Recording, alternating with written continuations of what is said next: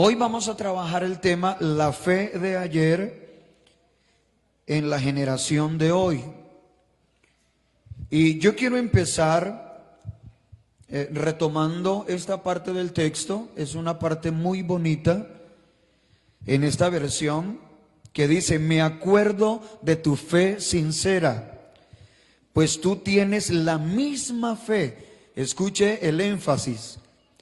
Pablo le dice a Timoteo: tú tienes la misma fe de la que primero estuvieron llenas tu abuela Loida y tu madre Eunice. Y sé que esa fe, la misma de Eunice y Loida, esa misma fe sigue firme en ti. Gloria al Señor. Y quiero compartir con ustedes una investigación que se hizo en Estados Unidos, que me ha parecido fascinante, linda. Había un esposo y una esposa que caminaron por fe y por consiguiente dejaron un legado mucho más allá de lo que pudieron imaginar. Esta pareja vivió en los años 1700 en la América colonial. Estamos hablando de América del Norte. Sus nombres fueron Jonathan y Sarah Edwards. Jonathan Edwards sintió el llamado de Dios para ser un predicador. Usted puede encontrar mucho acerca de él en los libros de historia de la iglesia, especialmente de la Reforma y de los avivamientos. Jonathan Edwards. Él y su esposa comenzaron desde jóvenes a predicar en una congregación pequeña. Durante los siguientes años, el hermano Jonathan escribió muchos sermones, oraciones y libros, y fue influyente en empezar lo que hoy día se conoce como el Gran Avivamiento. Juntos tuvieron, escuche esto, 11 hijos. 11 hijos, quienes crecieron y se convirtieron en adultos. Sara fue la socia de Jonathan en todo lo que tenía que ver con el ministerio, y él siempre escuchaba sus consejos respecto a los asuntos de la iglesia y los sermones. Pasaban mucho tiempo juntos hablando de estas cosas, y cuando sus hijos llegaron a una edad suficiente para comprender, ellos los incluyeron en toda esta dinámica, en las conversaciones sobre la iglesia y sobre la palabra. Los efectos de las vidas de los esposos Edwards han sido de gran alcance, pero los resultados más notables de su fidelidad al llamado de Dios son encontrados por medio de sus descendientes. Elizabeth Dodds registró un estudio hecho en el año 1900, en el que se nombran algunos de los logros, escuche esto tan lindo, de 1400 descendientes de los Edwards que se pudieron encontrar. Atención a esto. Esto a mí me impresionó. 1400 descendientes en el transcurso de 200 años.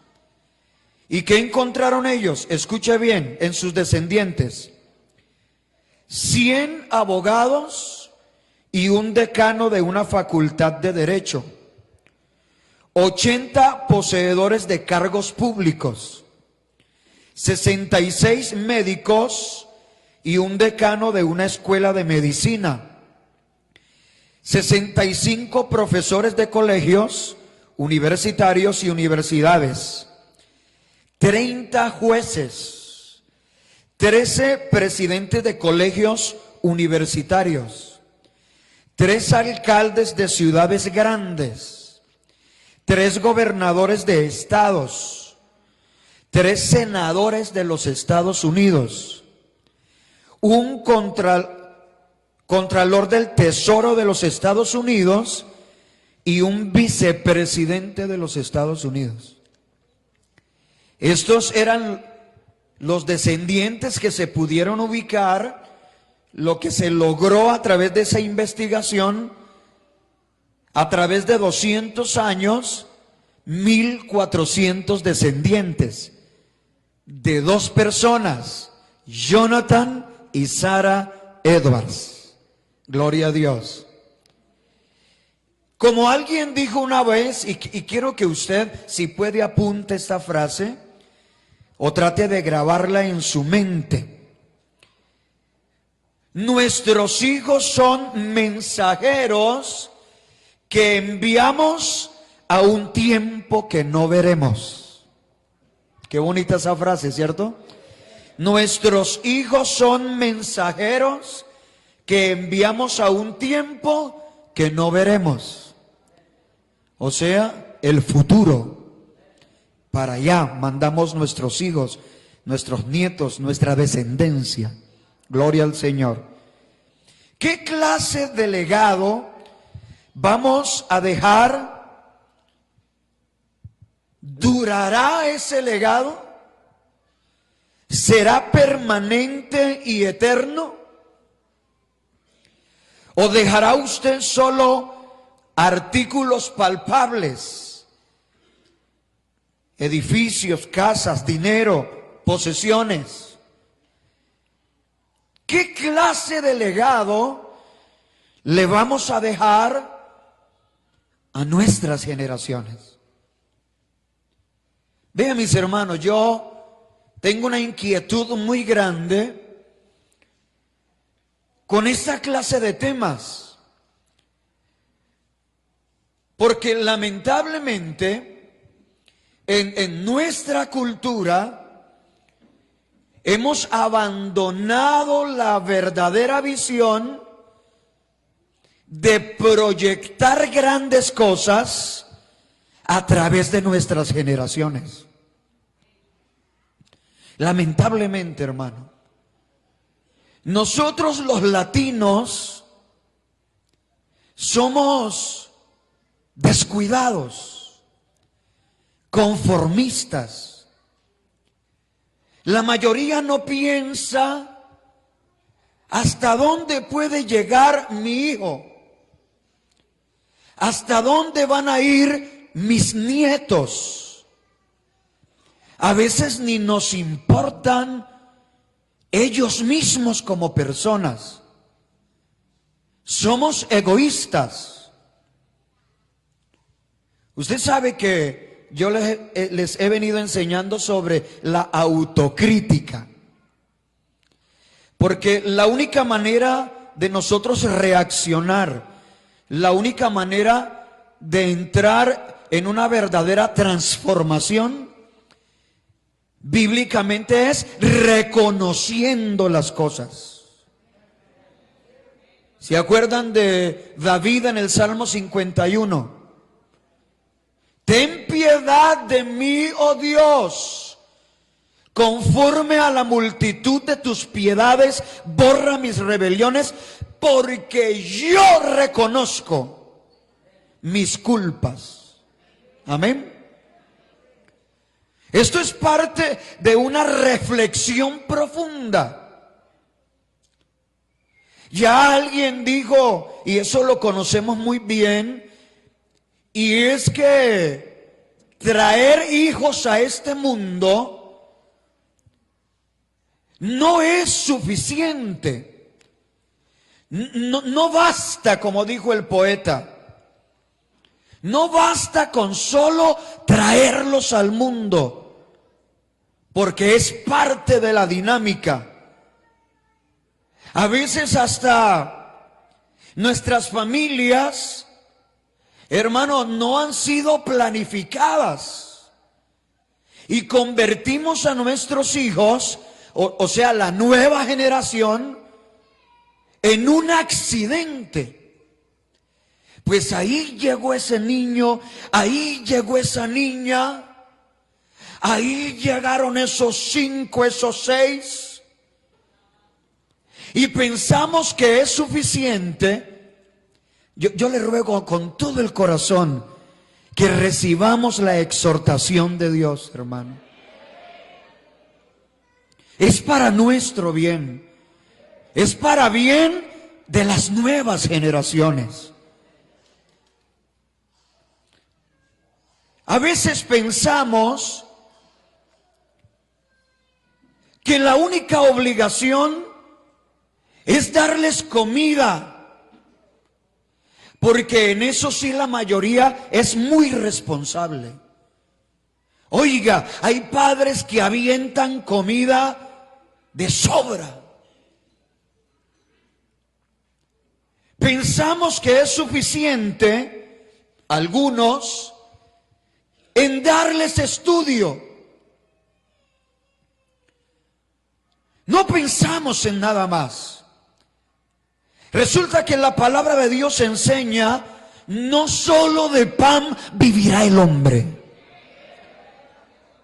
No es suficiente, papá. No es suficiente, mamá, con darles comida y darles estudio. Eso les va a servir de algo. Pero nosotros no podemos quedarnos, hermanos, solo en una visión terrenal. Nosotros necesitamos entender y traer sobre nuestras vidas lo que se llama la voluntad de Dios, el plan de Dios, el propósito de Dios.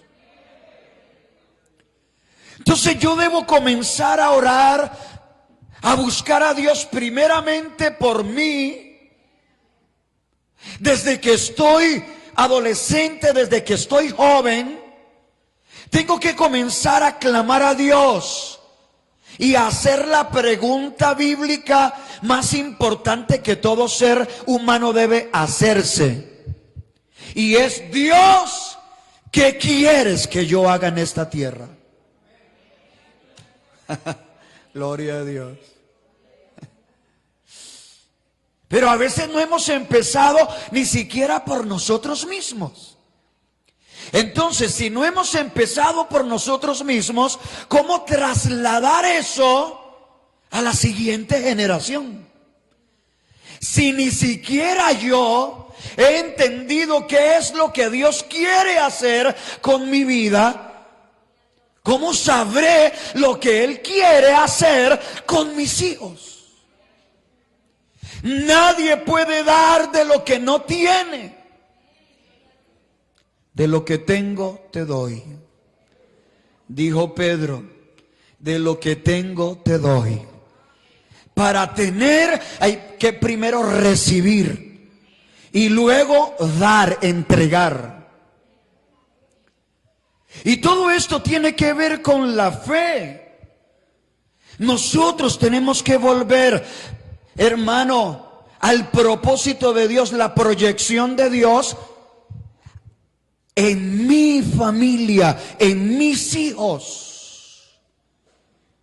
Porque, hermano, vuelvo a la frase: nuestros hijos son mensajeros que enviamos a un tiempo que no veremos. Pero, ¿con qué mensaje los enviamos? ¿Con qué recursos los dotamos? ¿Qué proyección ayudamos en Dios a hacer para esos jóvenes?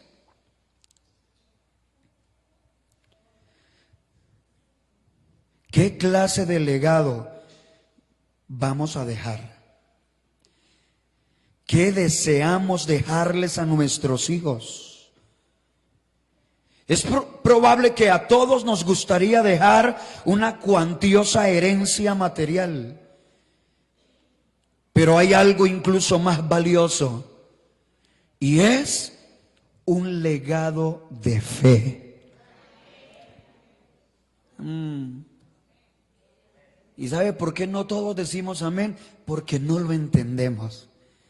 ¿Qué significa dejar un legado espiritual? Un legado de fe para la siguiente generación. El apóstol Pablo se expresa, se confiesa como un admirador del legado de fe que fue transmitido a Timoteo por su madre y por su abuela. Aunque Eunice y Loida no podían conferirle la salvación, porque ningún ser humano puede conferir salvación a otro, porque el único que salva es Jesucristo. Pero sí fueron un ejemplo de fe en Dios. Volvamos al texto. Mire cómo lo expresa. Pues tú tienes la misma fe de la que primero estuvieron llenas tu abuela Loida y tu madre Eunice. Y sé que esa fe sigue firme en ti. Gloria al Señor. La gran relación de Timoteo con Cristo Jesús no se materializó de la nada. No apareció de la nada. Se desarrolló como resultado del ejemplo de su madre y de su abuela. El mejor legado que podemos dejar a los hijos es la fe. La convicción de que Dios es quien dice ser y que hará todo lo que ha prometido. Aleluya. Bendito sea el nombre de Jesucristo.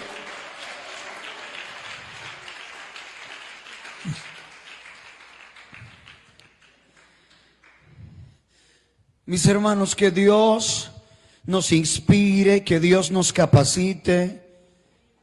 Yo sé que cambiar, hermano, una manera, un pensamiento que se volvió lamentablemente contracultura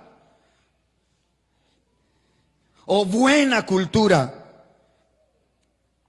no es fácil. Pero dejémonos guiar por Dios. Yo espero que usted se vaya de aquí por lo menos inquieto y preguntándose en el Señor, ¿qué va a hacer de mi descendencia después de que yo me vaya? ¿Qué va a hacer de ellos? Claramente está entendido que después de que yo me vaya, pues ya, hermano, no estará bajo mi control. Así que es ahora que yo necesito comenzar a participar. Hermano, vean nuestra familia, nuestros hijos. No serán productos solo de lo que ellos quieran. Porque hay cosas que están enmarcadas dentro de un sistema, dentro de una estructura. Y a eso es que le estamos apuntando. A poderlos meter a ellos en una estructura. Gloria a Dios. Una estructura de pensamiento.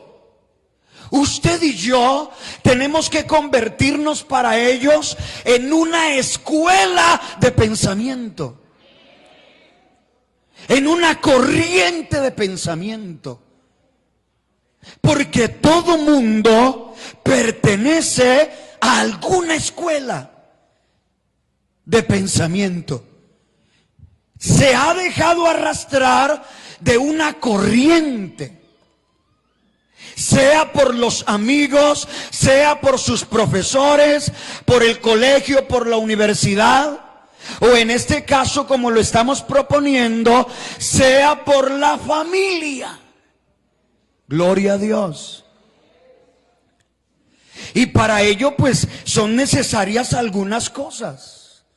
No solo hablar. Y ahí arrancamos con el cuerpo de este sermón. Escuche esto, número 1, debemos vivir bajo principios divinos. Aleluya. Si usted quiere comenzar, hermano, a entregar ese legado de fe, de esa fe del ayer, para la generación de hoy, usted y yo necesitamos vivir bajo principios divinos. Enseñar principios bíblicos prácticos. No transmitir una religión.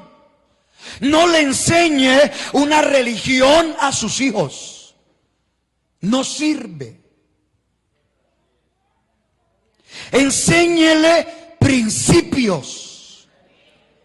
Enséñale los principios bíblicos, los principios divinos prácticos.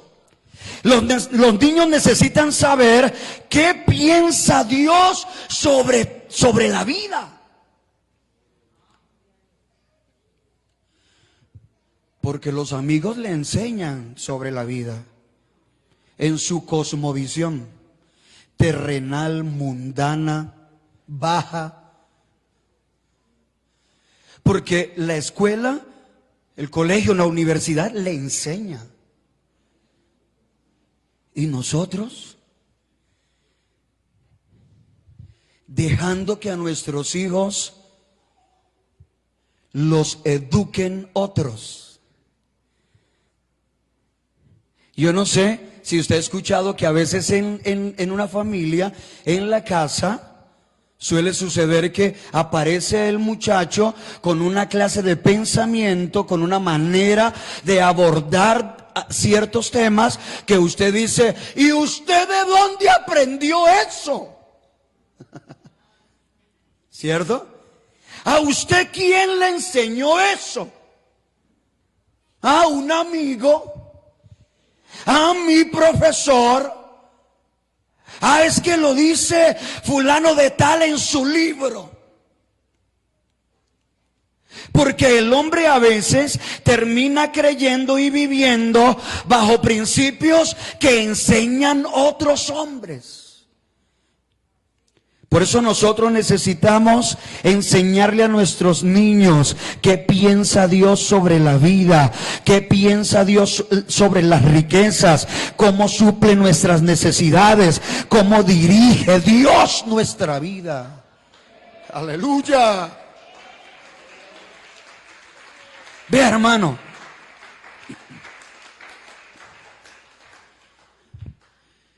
yo tengo una enseñanza que la titulé Cuando la oración cuesta demasiado.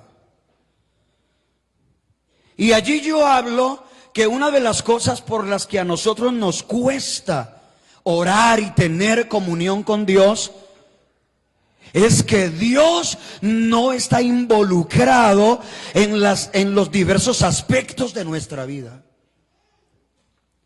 Dios es solo una noticia por allá lejana. Dios no tiene que ver ni con levantarnos, ni con nuestro trabajo, con nuestro diario vivir, ni con el acostarnos, ni con lo que proyectamos, lo que visionamos. Entonces, si Dios no está involucrado, ¿para qué orar? ¿Cierto? Él está ajeno, yo estoy aquí, Él está allá. Así es como lo concibe el mundo. Dios allá y yo aquí. Y resulta que Dios lo que quiere es otra cosa. El Señor dice en su palabra, porque separados de mí nada podéis hacer. porque yo soy el que les doy vida y vida en abundancia. Porque yo quiero dirigir tus pasos, porque yo quiero ayudarte a alcanzar las metas. Porque el que se desconecta de la fuente, hermano, se queda sin energía, se queda sin ideas, se queda sin realización, sin desarrollo. Gloria a Dios. O que nos desconecten de la fuente de energía, a ver cómo quedamos aquí. Quedamos en tinieblas. Quedamos sin micrófono, sin sonido. ¿Pero por qué? Porque nos desconectaron de la fuente. Nos quitaron la energía eléctrica. Para darles un ejemplo, así es con Dios. Usted se desconecta de Dios y usted queda en tinieblas. Y usted queda sin ideas. El enemigo le puede dar ideas. Y escuche esto, el diablo puede dar todo lo que usted quiera. Te puede dar fama, te puede dar dinero, te puede dar muchas cosas, mujeres y todo lo que usted quiera en este mundo, pero a costo de su propia alma.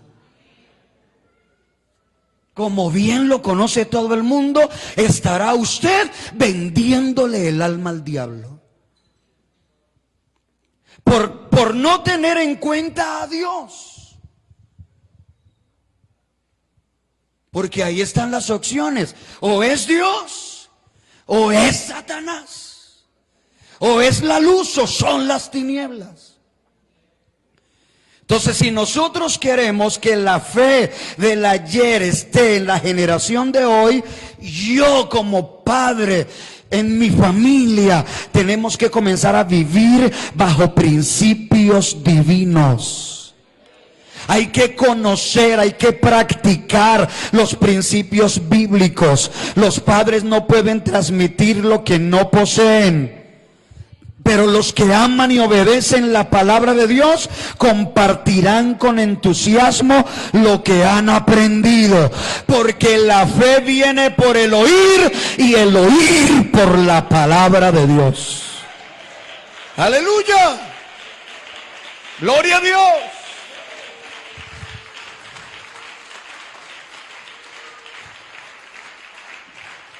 Así que hay un llamado para volver a la doctrina o al desafío de ponernos en las escrituras. Escrito está. Amén. El que cree en mí, como dicen las escrituras, de su interior correrán ríos de agua viva. Ese río de agua viva que viene a través de la palabra, a través de las sagradas escrituras, usted tiene que debe de tenerlo adentro. Debe fluir ese río de vida allá en su casa. Que sus hijos puedan entender, disfrutar, ser impactados, porque en usted está el principio. Número 2, debemos ser ejemplo en todo. Y se va complicando el asunto. Aplicar los principios bíblicos a su vida y ejercitarlos en presencia de sus hijos. Ve, hermano, cuando hablamos de ejemplo, hablamos de, atención a esto, modelos, modelar. Un ejemplo es un modelo. Alguien te va a vender una ropa y te la modela. ¿Qué es lo que te está diciendo? Te voy a mostrar, por ejemplo, es un ejemplo, por ejemplo, te voy a mostrar lo que estamos ofreciendo. Y usted dice, ¿sí le gusta o no le gusta? Y es ese modelar modelar las cosas de Dios, modelar los principios divinos. Ellos no hacen nada solos. Una vez más, hermano, no podemos creer que la palabra de Dios es letra muerta. La palabra de Dios es vida, es viva y eficaz. Y se debe manifestar en nuestra vida. Papá y mamá, esa familia debe de ser, hermano, un ejemplo, un modelo. Papá le modela al hijo cómo se vive en el reino de Dios. Escuche esto. Un niño en la escuela dominical un día vino y le metió la mano por debajo de la falda a una profesora. La profesora se enojó, lo exhortó, lo regañó, pero se sentó con él a hablar y le dijo: ¿tú por qué hiciste eso? ¿Por qué metiste la mano debajo de la falda? Y el niño, muy apenado, llorando porque lo estaban regañando, le confesó a su profesora que era que había visto a su papá hacer eso muchas veces con muchas mujeres en la calle. Y su papá era disque cristiano. A veces no tenemos cuidado cómo nos comportamos delante de nuestros hijos.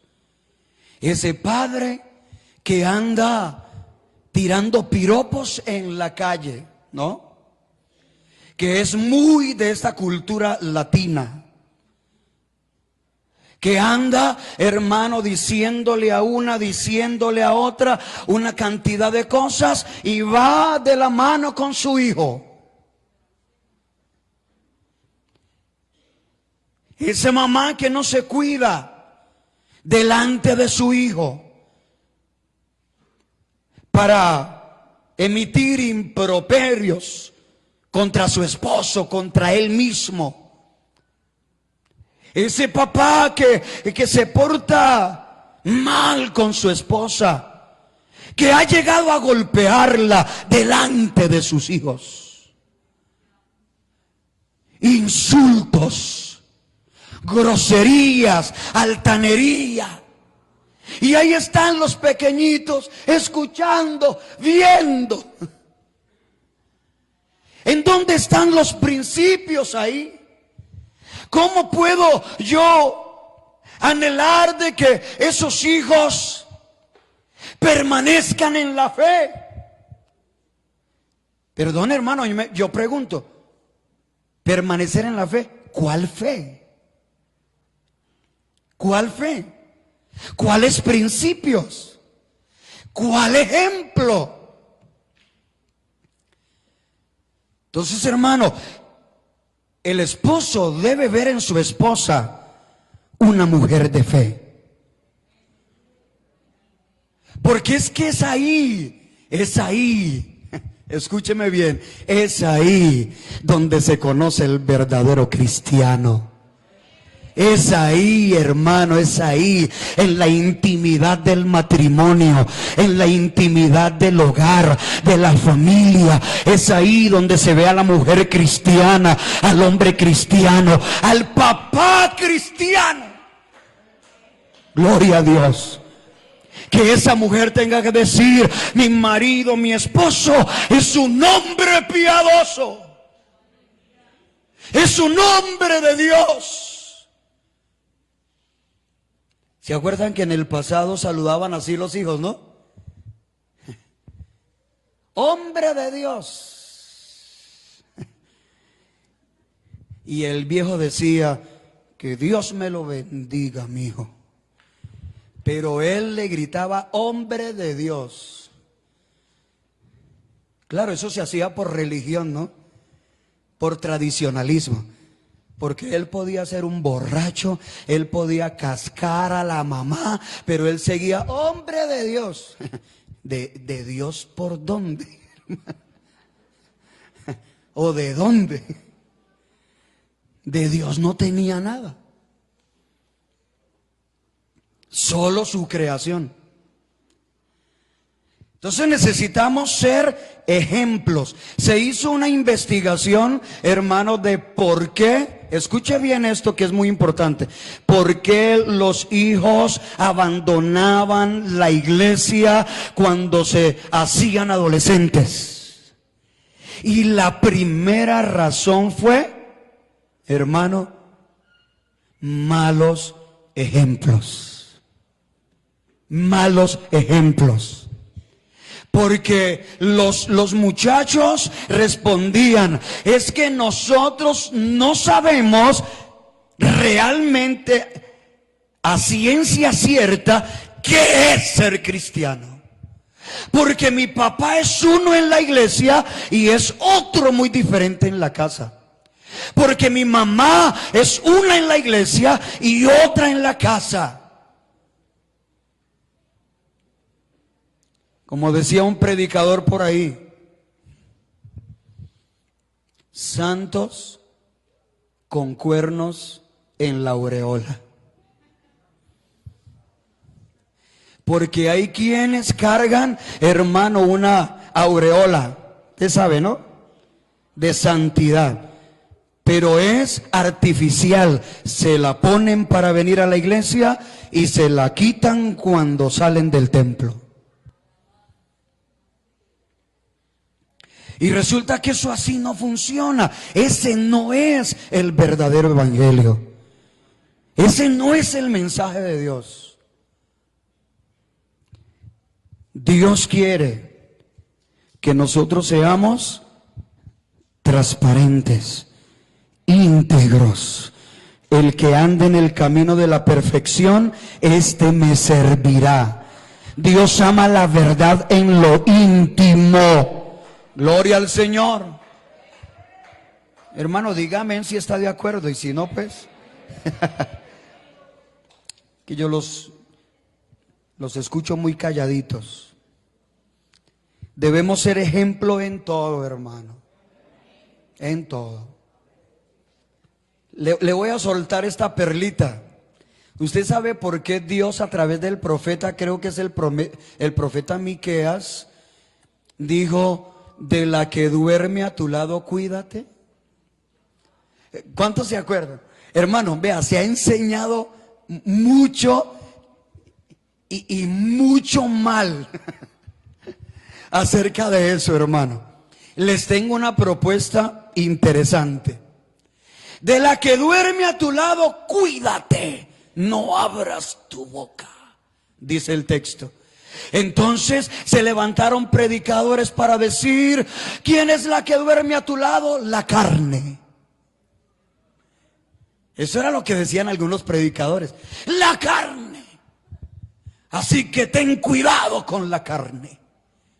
Pero resulta que el texto está hablando realmente de la esposa.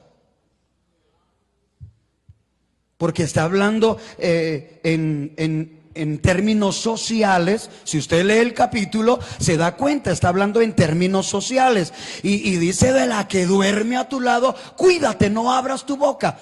Entonces, si no es la carne, sino la mujer, entonces ahí apareció el otro predicador: no confíes ni en tu mujer. ¿Cierto? No se puede confiar de las mujeres. Y las mujeres dicen: y de los hombres menos.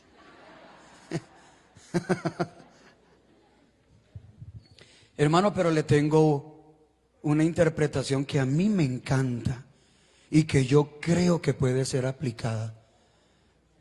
Si no habla de la carne, si no habla de que nos cuidemos de manera negativa con nuestra compañera que duerme a nuestro lado, que no puedo confiar en ella, que tengo que mantenerle el ojo abierto. Entonces, ¿de qué habla? Escuche esta interpretación. Lo que está diciendo el Señor posiblemente es: de la que duerme a tu lado, cuídate. Cuida tu testimonio, porque ella es la que mejor te conoce. ¿Le gusta? es la que más te conoce. Cuídate, no abras tu boca. Que no termine ella viendo a un monstruo. Que no termine ella con quejas de él. Que no tenga que ver ahí a un descarriado, a un mundano, a un hombre que no habla con la verdad. Qué triste es cuando una esposa tiene que decir, él es un mentiroso, siempre me miente.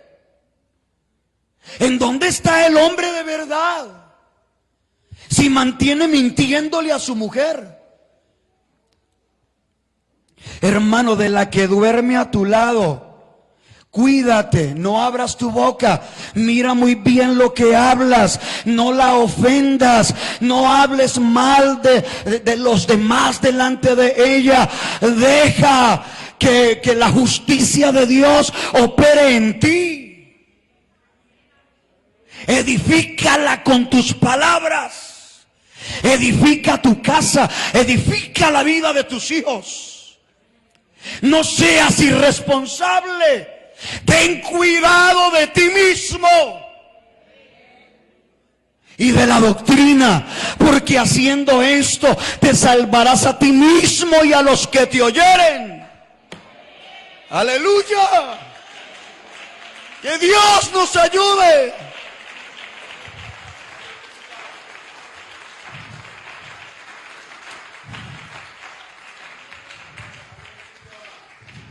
Un modelo permanente de obediencia a Dios inspirará a los hijos a buscar al Señor.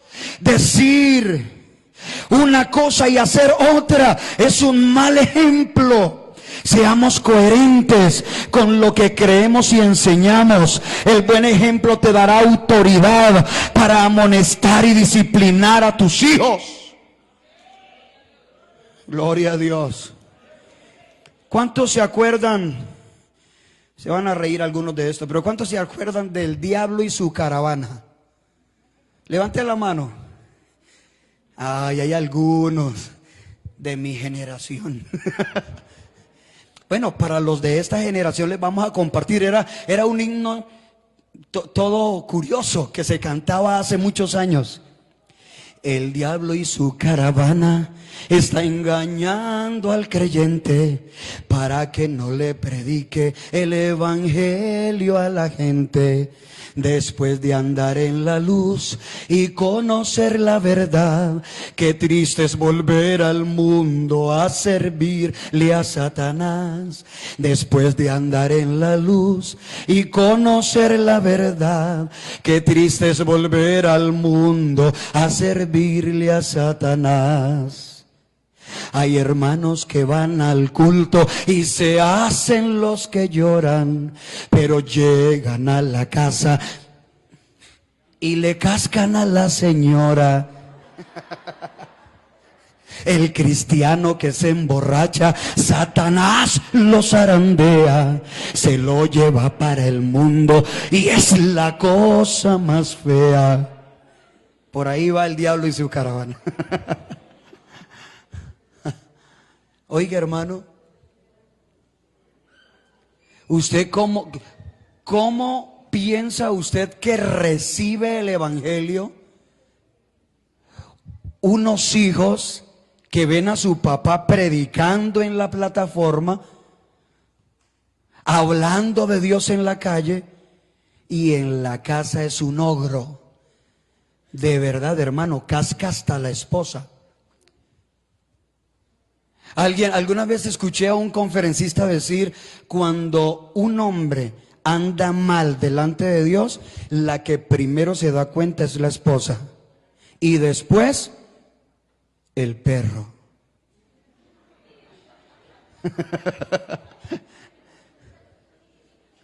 Chanda. No se me cruce en el camino. Me saca ese perro de aquí. Pero usted nos dio el permiso, pero ya no más. No quiero animales en mi casa. Y puntapié viene y puntapié va, hermano. ¿Usted cómo ve un cristiano? Una vez yo estaba predicando sobre esto y un líder llegó a la casa y le dijo a la mujer: ah, te fuiste de chismosa con el pastor, ¿no? Y le dijo: delante de Dios que yo no le he dicho nada. Entonces cuando ella lo convenció de que no me había dicho nada, entonces luego volvió a mí y me dijo: pastor, Dios me habló. Sí, ¿cómo así, hermano? Sí, cuando usted habló de los perros y que éramos violentos, yo soy uno de ellos.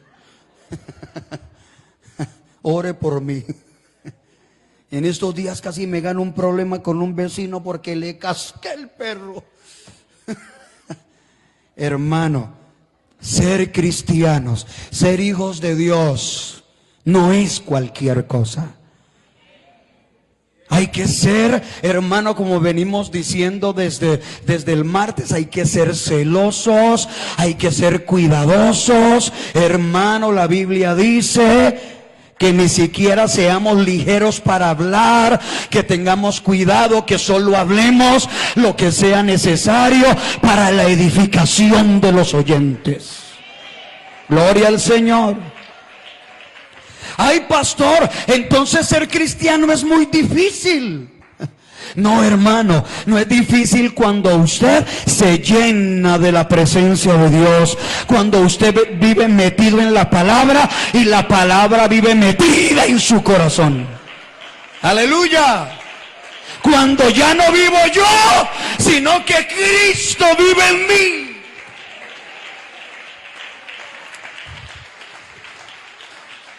Bueno, rápidamente, debemos vivir para servir. Debemos tener una vida de oración. Interceder por nuestros hijos, por la nueva generación. Nunca olvidarán cuando oramos por ellos. Le voy a contar una de las cosas que más me ha impactado de mi padre. Mi hermano, mis padres trabajaban muy duro. Pero mi padre todas las noches, yo lo veía que él se metía allá en el lado del comedor. Se metía con la luz apagada y se tiraba de rodillas en un rincón. Y oraba y oraba y oraba. Hermano, todavía, o aún cuando yo salía al ministerio y lo visitaba una vez, hermano, nunca se me olvidará. Siempre lo cuento, porque es una experiencia de vida. Hermano, yo llegué para visitar a mis padres en la ciudad de Tuluá. Y cuando yo fui a tocar, antes de tocar, yo miré por la ventana, estaba abierta. Yo venía desde la montaña, estaba recién salido al ministerio.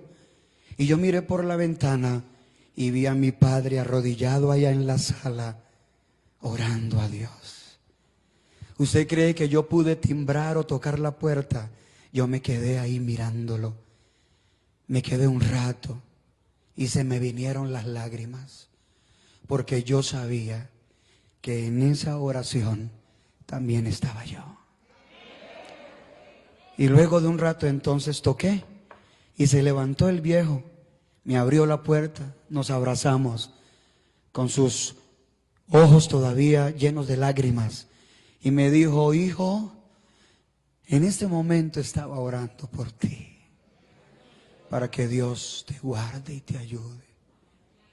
Hermano, la oración de un padre, la oración de una madre es impactante, hermano. Es impactante, hermano.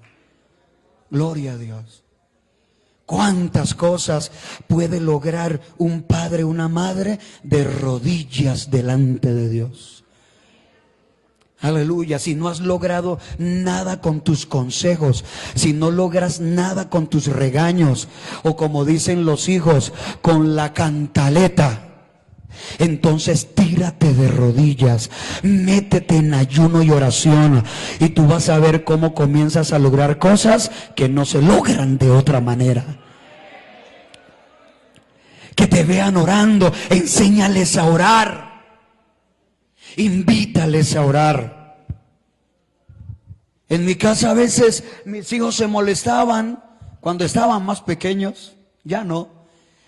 Porque todo lo que me decían o me pedían o me sugerían, yo siempre les decía, ¿ya oraron? Ay, mi papá, queremos ir de vacaciones y él dice, oren. ¿Qué tiene que ver la oración con las vacaciones? Queremos algo que nos compre, oren. Vamos a orar. Ellos quieren que el papá diga, sí, listo, vamos ya. Pero hermano, ¿por qué ese método? Porque hay que enseñarles a ellos a tener en cuenta a Dios en todas las cosas. Y a esperar de Dios las bendiciones.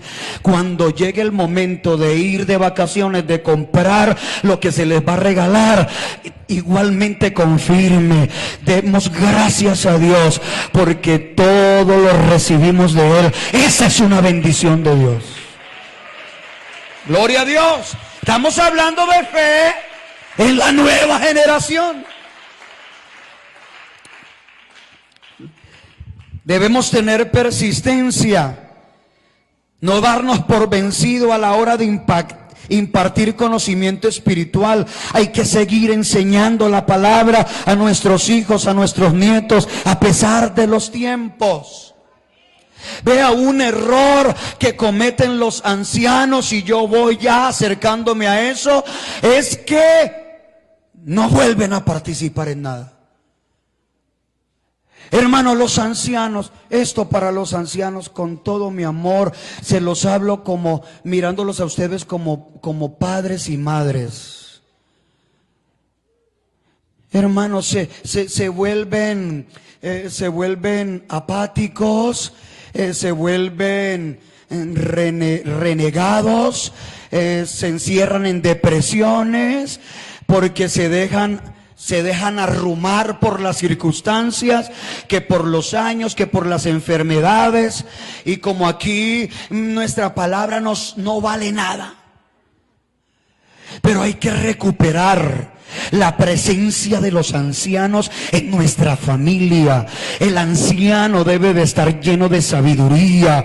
El anciano debe estar lleno de autoridad. El anciano es un proclamador de la palabra viva de Dios. Aleluya. Así se molesta el hijo, así se molesta el nieto, pero hay que meter la palabra y hay que orar por ellos y hay que sentarse para aconsejarlos. Aleluya. Algún día apreciarán esa palabra. Tal vez tú ya no lo vas a ver, pero ahí estará escrito en el libro de Dios. Aleluya. Mire lo que dice Deuteronomio 6, versos 6 al 9. Y con este texto termino. Estas palabras que yo te mando hoy estarán sobre tu corazón, y las repetirás a tus hijos, y hablarás de ellas estando en tu casa, y andando por el camino, y al acostarte, y cuando te levantes, y las atarás como una señal en tu mano, y estarán como frontales entre tus ojos, y las escribirás en los postes de tu casa y en tus puertas. Gloria a Dios, la palabra que produce fe. Hermano, volvamos a la fe de antes, cuando poníamos versículos en toda la casa. Hermano, hay poder en Jesús. Olvidamos las buenas prácticas. Antes no podía faltar el cuadro de los dos caminos. No podía faltar el Salmo 91. Aleluya, no podía faltar el Salmo 27. Habían textos bíblicos, hermano. Yo conozco familias que ponían textos bíblicos, hermano, en el comedor. Ponían textos bíblicos hasta en el baño. Gloria a Dios. Así que el muchacho entraba, hermano, a orinar, y ahí estaba el texto bíblico. Se ponía a leerlo. Gloria a Dios. Se sentaban al comedor a desayunar, a almorzar, a cenar. Ahí estaban los versículos, los textos. ¿Ahora qué cuadros tenemos? ¿Ahora qué cuadros tenemos? El del Deportivo Cali, el del América de Cali, el de Messi, el de Ronaldo, el del supermercado, el del restaurante chino. Hermano, palabra de Dios, palabra de Dios. Esto parece como agotador, pero así dice, hermano, así dice. Estarán sobre tu corazón, las repetirás a tus hijos, hablarás de ellas estando en tu casa, andando por el camino, al acostarte y cuando te levantes, y las atarás como una señal en tu mano, y estarán como frontales sobre tus ojos, y las escribirás en los postes de tu casa y en las puertas. Volvamos a la palabra. Estemos en pie, por favor.